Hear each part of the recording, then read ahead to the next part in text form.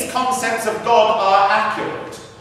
God, the Creator, is a concept so vast that almost anything, in fact, a theologian would tell you that absolutely anything can be said of God and still be true, because God encompasses all things in God's nature.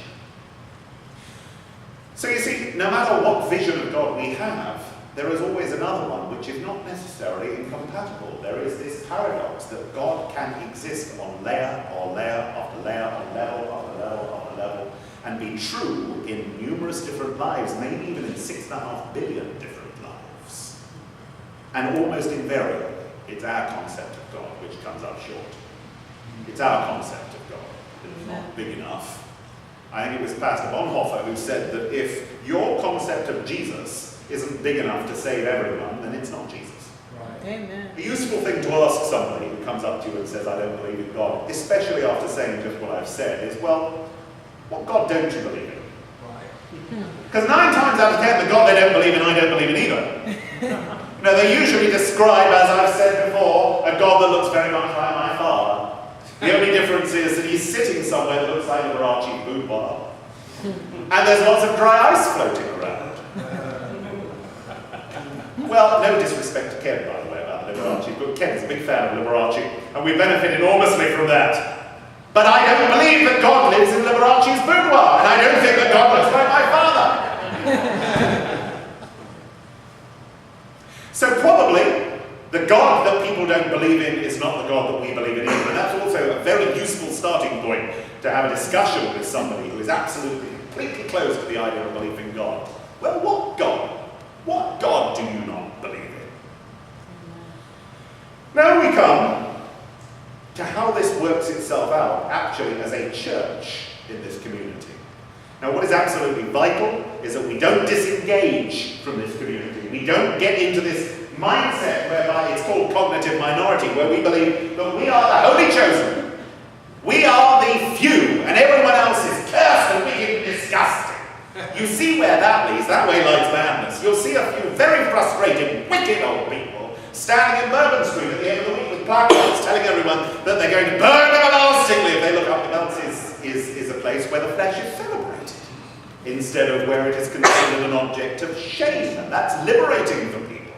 And before we all start getting prissy and judgmental about what might go on down there, let us remember that it was a flesh through which God decided to redeem humanity when he robed himself in flesh and became a human being that got dirty, a human being that needed to use the lavatory, a human being that had bits and pieces like anyone else. Amen. Right. Let us not just become pink Presbyterians and have the same set of prejudices and hatreds and disapprovals as everyone else. Amen. Our sexuality, for those of us that are gay, lesbian, bisexual, or transgender, should have taught us something. If it hasn't, then it's a tragedy, because we went through all the nonsense we went through for absolutely nothing. We did not get a route to a church, which means that we can keep all our prejudices and hatreds exactly the same as they were, all our fears, all our horrors, and just exchange our sexuality. So, as I wrote in an article, which to my enormous shame will be coming out in Ambush this week on decadence, we become people who, instead of sleeping in separate rooms with a woman, sleep in separate rooms to a man. Amen. We become people who, instead of sleeping in a separate room to somebody of the opposite sex and having the creeping horrors every time they give us a wink after dinner, sleep in separate rooms of somebody of the same sex and have the creeping horrors every time they give us a wink after dinner. We should learn something, that what we were taught was often nonsense. Amen. That what the church taught us was often wicked nonsense inspired by people's self-loathing and hatred and their own bankrupt experience of human relationships, usually a bankrupt experience because they were unwilling to give of themselves as God gave of himself to us. Amen. So instead of sitting here being in judgment of everybody, like the people in the Vatican, dried up, desperate old men who have been denied the love and the generosity of another human being to share their lives with, we, amen, are called to something different. Amen. We have to be there with a message of hope and love where other people are saying, I know you don't. Right. We are not here, ever, God forbid, as the door between humanity and God. If anything, as this was said in a wonderful documentary about Troy Perry, Call Me Troy, somebody said, back in the 1960s, what Troy did was say, here is a door through which you will find the solution to absolutely everything in your life. Now, you all thought the door was slammed shut in your face, and you know it's wide open. And there is a red carpet laid down so that you can go through this door and you travel first class. You do not travel third class. You're certainly not in steerage. It is to the text today that we apply ourselves during this journey, and it's not to accruing power or status. These things are poison to Christianity. If you look through history, the rot set in when Christianity got its first taste of power and status under the Emperor Constantine. Power and status have no place in Christianity. Amen. We are called to be servants, always and everywhere. Amen. And our archetype and our leader in this servanthood is Jesus Christ. And if anybody could have been grand, it was Jesus Christ. It was only through extreme humility, it was only through Calvary and the cross, that humility was revealed as grandeur. Amen. And that's the route that we're called upon to take, through humility. Now, whenever we seek grandeur and impressiveness, we will paradoxically find ourselves sinking into mundane squabbling and human greed. And the ultimate grandeur, which if to have the presence of God in our midst, will elude us. Now, I'm just going to close by saying something which came to me during this week. And it came to me very, very strongly. It's an old cliche to say that our faith and our life on earth is a journey. We all know it's a journey. We all know it's a journey. But you know, for most of my adult life, I've had this real pull sometimes to, would you believe, the monastic life? Don't laugh, please. I see you're not laughing.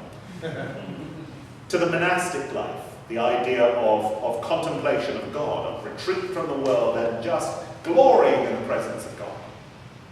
I've always found that hugely appealing. And yet it's come to me lately, in fact it hit me like a bolt between the temples during this week, that, you know, we are called upon to actually proceed in our journey on earth. We are expected to go from place to place, to travel, if you like.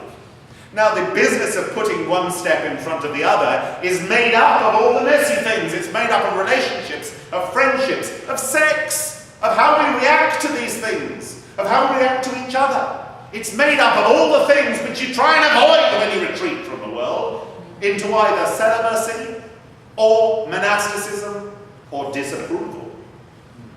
Now, what those things are basically doing is saying, well, look, I found a nice little hilltop here. I've got a beautiful view, and I'm going to sit picnicking for the rest of my life. Now, we're not called to enjoy the view. We have a place to go. Amen. We have a place to go. Amen. Amen. And unfortunately, during the course of that journey, we are going to encounter everything under the way. It sounds like a Milton, Pilgrim's Progress, from the slough of Despond to great big marshes and bogs, to piles of manure, to thorn bushes and everything in between. But for goodness sakes, putting one step in front of the other is the only way you are ever going to progress along that journey, and you are not called to find a nice grass little knoll and sit there eating a picnic for the rest of your life.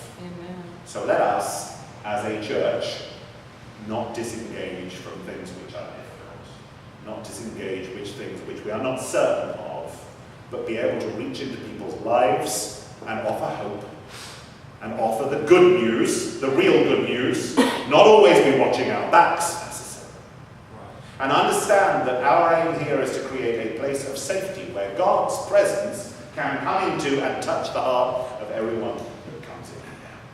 And if we just keep on going as we're going, doing what we're doing, I think we'll get there. I think we'll get there. Let's just keep doing what we're doing and loving God and loving each other.